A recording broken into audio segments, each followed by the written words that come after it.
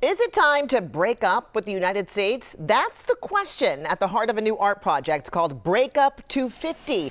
It explores how creativity can help us tell the truth, sit with uncertainty, and imagine new possibilities for the future.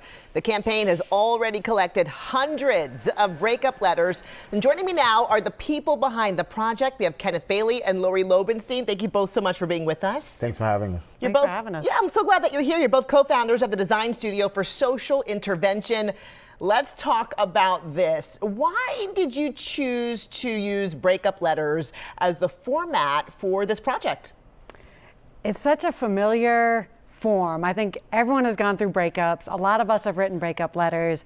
It resonates so quickly, and it's such a intimate moment, you know, a chance to really reflect on what's working and not working, and such in contrast to sort of the mass moments that we're seeing with the 250th. So we felt like it was an invitation for something really different.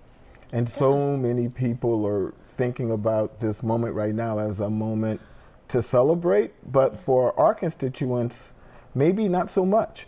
So we wanted to give another way into thinking about your relationship with the United States that might meet some of our constituents and how they're feeling right now where they're at.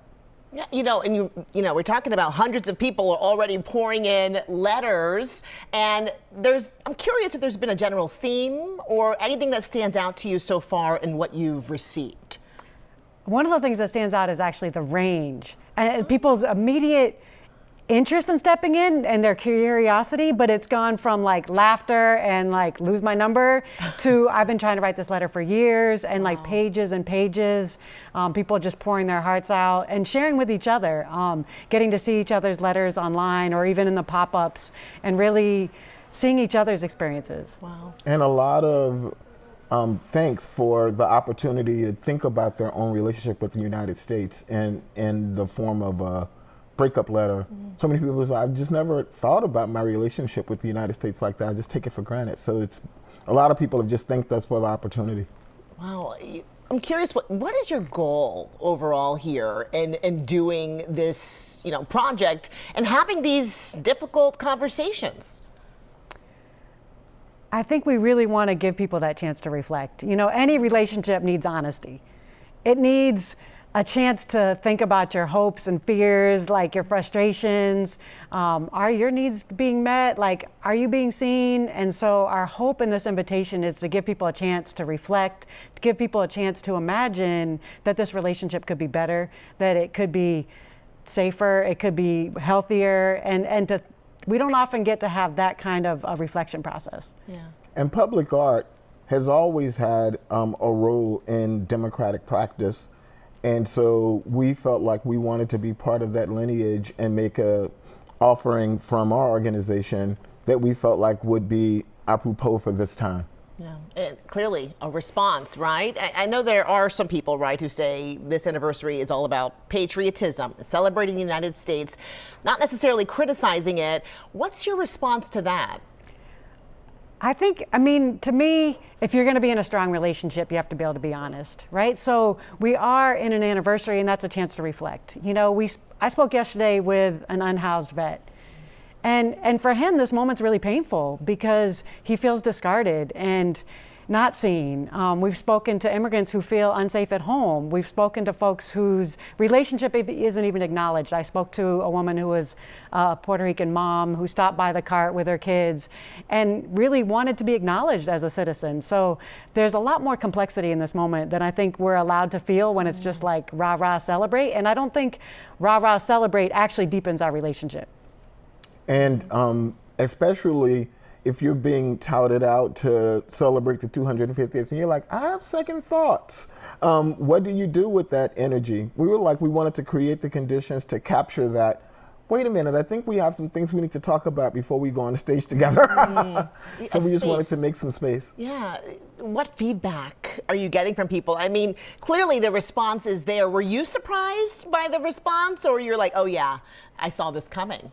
In some ways, I think everyone that's gone out with our cart has actually been really moved, by how much, even people who are busy and on their ways to places stop and say, this is cathartic, thank you, and I never thought about this. And so, not to say that we're surprised that people have concerns in their own experiences, but to really step in and to see the depth that people are taking that metaphor and that invitation to really reflect. And how many people just feel reflected in the gesture. And when they see Breakup 250, how many people just break out laughing and just say, thank you, what a great idea. It's a great opportunity.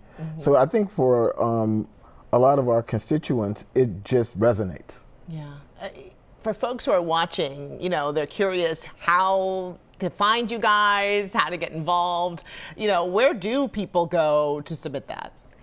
They can go to the website, breakup250.com. They can read other people's letters. They can submit their letter. They can go to Instagram at breakup_250 and submit their letter that way, or join the conversation just at #breakup250. And we're also on July 1st doing an event with Rixie at the at her mural at the Greenway, Yeah. July 1st, that evening, 5:30 to 9. So we'll be there with the Black Cotton Club. We'll be there with the Joy Party. People have a chance to write letters, to read other people's letters, and to just join the event. You know, you mentioned, you know, you spoke with someone who's a veteran there. Anyone else that stood out to you who came and wrote those letters? And because it's interesting, some of them even Young with people. breakup language. Young people. A lot of young people feel like the country is broken up with them and wanted an opportunity to just say how they feel like the country is thinking about them right now. So many young people in high school, young people in middle school who wanted the opportunity to sort of describe what they feel like their relationship with the United States is right now. Wow. There was these 3 teens that ran across from a church across the street and then didn't want us to read their letter until they went back because they were shy. Wow.